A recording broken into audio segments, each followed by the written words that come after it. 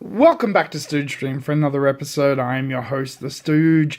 This is another toy unboxing. I've got way too many toys. They're taking up too much space, so I need to unbox a bunch of them and put them on shelves and make them look nice. So we're doing that.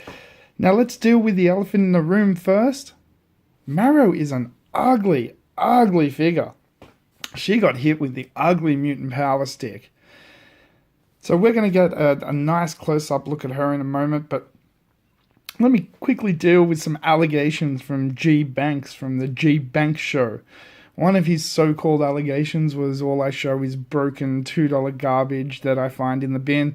Well, this is a $30 to $40 toy that I got for $10. It's boxed and complete, and I will be unboxing it to pull it out and show you guys the coolness of this figure. It looks like it's got some very cool texture on it, if you can see that. But we'll get more into that in a minute. And secondly, he calls me out and does all these fancy editing and all this type of stuff. I'm the one that found that for him. That Digimon D Cyber Ultimate thing, Tamagotchi flip open thing, whatever it is.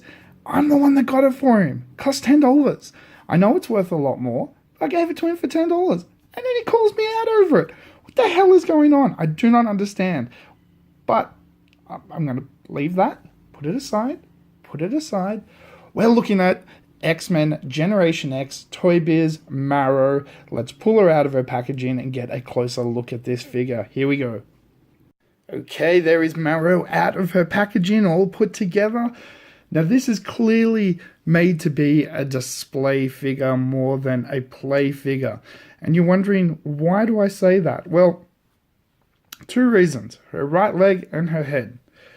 This doesn't actually clip in anywhere. It just kind of, see, sits there. And you saw that. The one out of her right leg fell out straight away. So what you're better off doing is... No, that one doesn't sit in that hand. Let's see if it sits in this hand. There we go.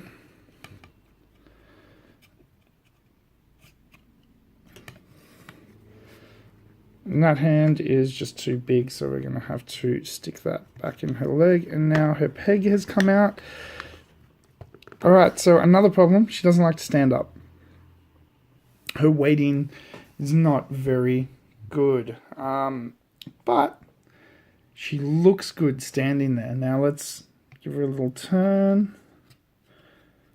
So see, it kind of looks really cool. And the ones in her back there, these are tight.